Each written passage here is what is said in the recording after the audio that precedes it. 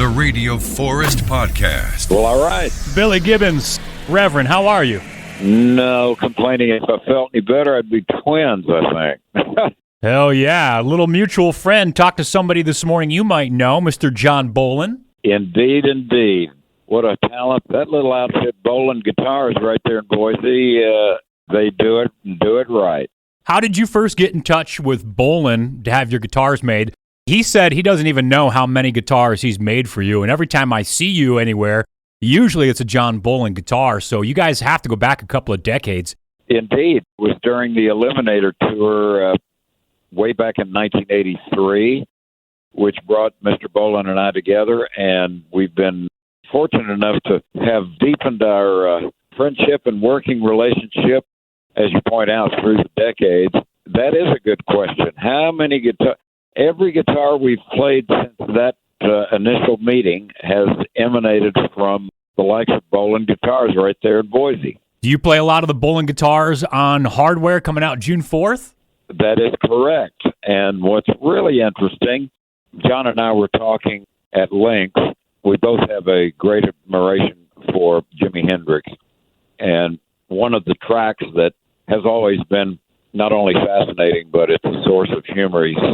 He, as you may know, he utters under his breath, "You shall never hear surf music again."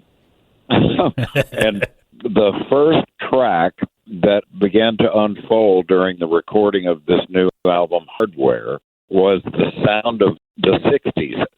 Bolin's guitar has a great tonal variation. One sound, which is easily accessible, is none other than the sound of a surf guitar. How's that for strangeness? And I heard you might have a guitar Jimi Hendrix gave you. Is that true? That is correct. From way back in the day, yeah. Do you still get that out and play it? And how did he give you a guitar? We were backstage, and I want to say it was somewhere between Texas and California. We had landed a spot with the Jimi Hendrix Experience. That tour hit the States, coming straight from England, way back in the day, and this is rather interesting. On any given night, you could walk out the backstage door, and there was a large truck, and when the rear gate opened up, there was no less than 24 Fender Strats ready for Jimmy to take his pick. Yeah, there was plenty to go around, and gosh, now you're bringing back some fond recollections of those days. I know earlier in your career, too, you also played with Jim Morrison and the Doors. Now, on the new album, the song Desert High, you do mention the Lizard King. Is that a reference to Jim Morrison? It certainly is. We wrapped up Keith Richards, Jim Morrison, and quite surprisingly, a lot of folks have found interest in the fact that we mentioned Graham Parsons, who I actually met many moons back. Quite an unexpected encounter. I had become a fan of what Graham Parsons' music had come to mean, and he was actually making a road show that allowed me to tiptoe in. I came down early to see if it was actually going to unfold, and lo and behold, parked in front of the venue was an ancient touring bus, something you might have seen from one of the traveling groups from the 50s even, and I got to talking on the curbside about this bus. I guess 30 or 45 minutes had transpired, speaking not about guitars, not about songwriting, but about this bus.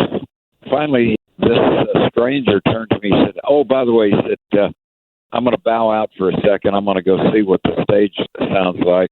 And I said, "Do you drive this thing?" He goes, "No, I ride in it." He said, "Oh, excuse me." He said, "I didn't give you my name. I'm Graham Parsons." Oh, wow. Yep. We were trying to put our thoughts together on what the desert had come to mean, and it's a bit of a challenge when you try and encapsulate all that mysterious energy. You can see photographs of the desert, you can read about the desert, but there's something that unfolds when you're actually tiptoeing inside the expanse of sand, rocks, and cactus. There's a magic energy that can't easily be described, but it was the closing number from the new record Hardware. But Desert High was our attempt to take a stab at what it's like to be out there. Now you've got Matt Sorum, Velvet Revolver, and Guns N' Roses on Hardware, and you played with them on your last solo release too. I had no idea he could be such a smooth, jazzy kind of rhythmic player. What do you hear different from him than Frank Beard? Like, how does he fit into the band and kind of give you a different sound? What do you pick up from Matt Sorum? Frank has a rather elegant, kind of a light touch, and then you get the ferociousness of what Matt Sorum brings to the party. I have the luxury of being on the vortex of the balancing act. It gives me the opportunity to see both sides of the coin. Matt's got it all together. He goes from mild to wild. It leaves my guitar slinging buddy, Austin Hanks, and I, we're left in the corner scratching our heads going, man, where do we take this next? This guy's got it all. Matt Sorum, he covers all the bases. It's pretty wild. Where's the last place Billy Gibbons has gone that you haven't been recognized? Well, I hope this you'll find somewhat entertaining. We do have one day a year when we can tiptoe just about on any corner, and that being Halloween night. We'll make the corner and say, hey, dude, you're going to win the contest. You look like that ZZ Top guy. I know that now you kind of play lighter strings than when you started. A real famous blues musician kind of told you going lighter was better for blues. Oh, yeah. Very early on, I wound up sharing a dressing room with B.B. King. He said, hey, man, can I play your guitar? And I said, sure, man. And he gave it a few strums, and he smiled and handed it back, and he asked me a question. He said, man, why are you working so hard? And I said, well, what do you mean? He said, those strings are so heavy. You need to lighten up. I said, well, isn't it heavy strings that give you that big, bold sound? He said, not necessarily. He said, here. And he handed me Lucille. I realized here was B.B. King with some of the biggest, baddest sounds ever playing super light gauge strings. And I turned the corner at that very moment. I realized it's all in the hands. Wow, that's such a cool story. And you get to jam with Lucille for a little bit. Is it just you and him backstage, or are you on stage, or is it before or after a show? Yeah, the show got put back about 15 minutes. BB and I were having a blast trading licks here and there. It was it was quite an exchange. I heard there might be some ZZ Top shows in the future.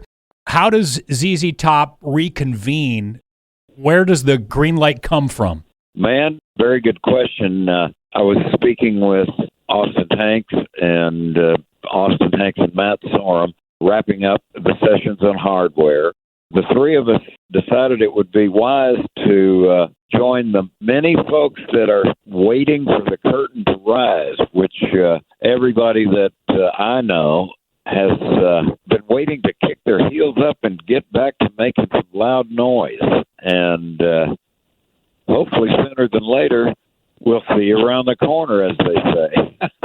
How about upcoming songs? You got anything in the can for another solo release, maybe a different project, or getting back together with ZZ Top? Do you have any riffs? Do you have any songs you want to cover? Anything in the can for the future? Sure enough, we had a few leftovers, which we've been saving and savoring. And the good news is I tossed a few over to Frank and Dusty from our outpost in California.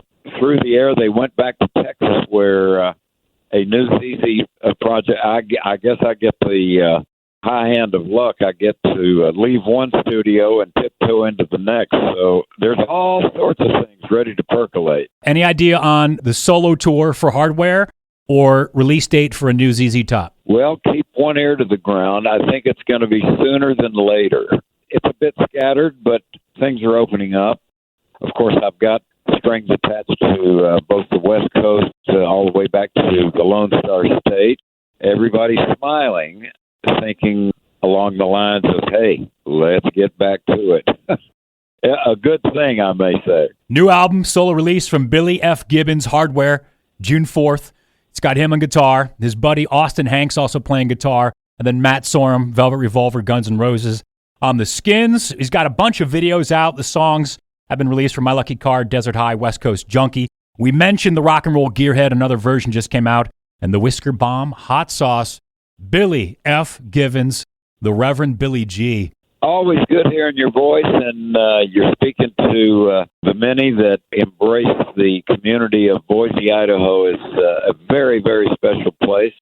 A big shout out to my long-standing buddy, John Bolin from Bolin Guitars around the community. There's lots of fun to be had, so let's get back to it, man. Good to hold the exchange. We're looking forward. Oh, he did mention he might be working on something. Do you have any insight to what might be in the works for Mr. John Bolin? Is it something for you? Oh, yeah. Well, whatever rolls off the production line at Bolin Guitars, you know it's going to be special. Silky smooth and certainly ready to plug it in and crank it up. It's always all the good. I'll leave it to John to crank it out, man. It's a good stuff. Reverend Billy G., thank you so much. We'll talk to you soon. Bueno, bueno. Have mercy, as they say.